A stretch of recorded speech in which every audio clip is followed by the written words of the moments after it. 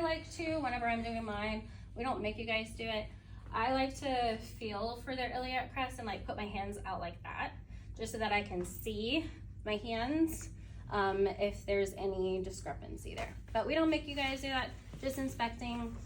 If it's obvious, you're probably going to see it. And then lift your bottom of your foot up. Yep. And then the other side. Yep. Cool. All right, and then I can lay down for me.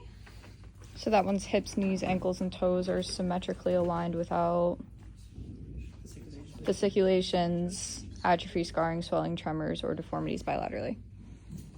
All right, so moving on to palpation. And so you're going to feel, you can do iliac crest, let's see, together. So pressing in and down. This is essentially like where they find, whenever you get your waist taped, so right there at the top. Then the greater trochanter. And then for him, obviously 2 hands. So do the palpation of the thigh separate. So you can do this, the greater trochanter, and then move on to thigh. And for him, like honestly, the only way that I would be able to have him palpate is like this. So make sure that you're going all the way around the whole entire thigh and that you're doing that bilaterally. And that's it for palpation. No bony enlargements, masses, tenderness, or soft tissue swelling bilaterally. Okay. So then we're going to do the passive range of motion of the hips. So this is the one where it's passive because they're going to do it. You're going to place your hand underneath, and I'm going to have you grab your knee and pull your knee to your chest. Okay, and then extend out. Good. So I'm feeling for the hip or the iliac crest and that to roll. So you should feel that pelvic kind of tilt. And then the same on this side. So again, you can go ahead and then extend all the way out. Good. And then you can start your passive range of motion. So I'm gonna lift your leg up. Then you wanna hold the opposite hip for him, because I'm small. So I'll probably do this because I have more strength here than in my wrist.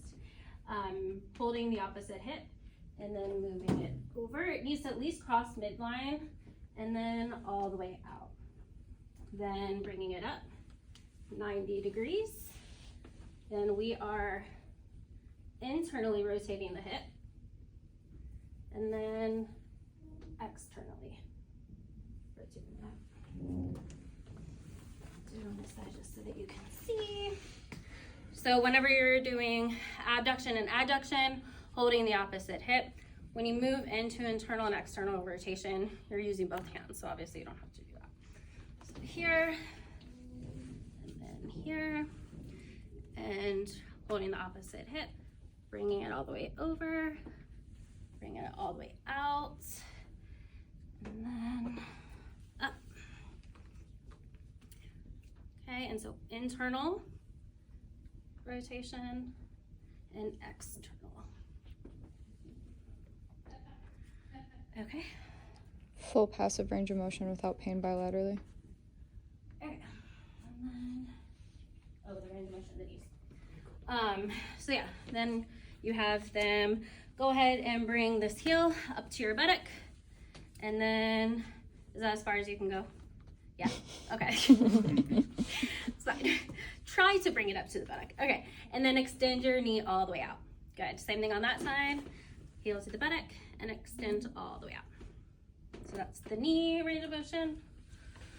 Full active range of motion without pain bilaterally. Okay, and then go ahead and sit up. Okay. Then you can do your hip strength. So we'll have you basically this leg lift up, good, and then press down, and lift up, and press down, good, and then press out, press in, good. Moving on to the quadricep tendon, the patellar tendon, that tibial tuberosity, and then joint spaces, your hamstring tendons, and then the popliteal space back here.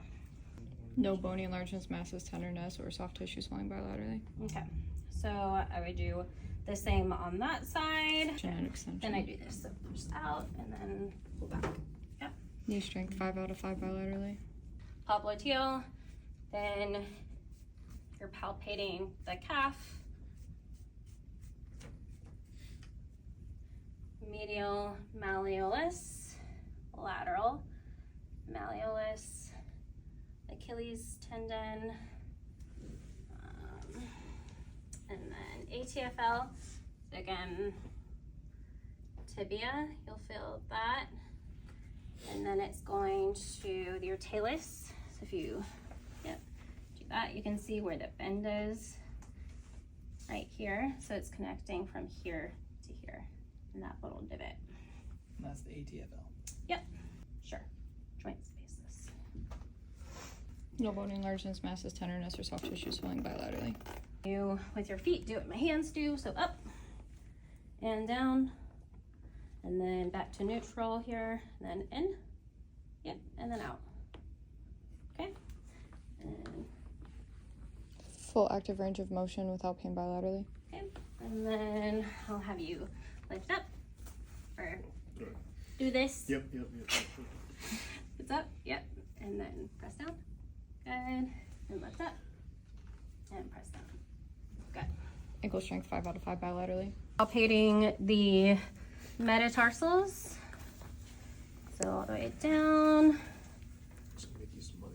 all the way down.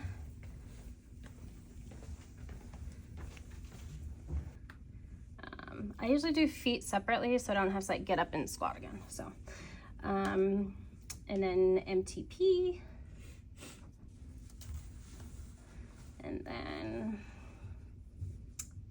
phalanges, IP, PIP, phalange, DIP. It's like you're just kind of pretending because you can't really feel the DIP, to be honest. It's there, but, and then phalange. And then we can say here, joint spaces, and then plantar fascia. You're gonna hold back of calcaneus, and then you're going to invert and evert just this forefoot here. So holding back here, the calcaneus, just moving this part and that part. Just the forefoot. Full passive range of motion without pain bilaterally. So range of motions will go like this with your feet. Like what? Like this. And then like this. Lift up against me, so just your big toe here. So lift up. Okay, and then press down. Can't adjust your other. Lift up. That's most people actually. Lift up. Press down. Yeah, because No, they use I can- this same. She said and just, but so she as said long just as the big big toe moves up and down. Great toe strength 5 out of 5 bilaterally. Okay. Are we on this?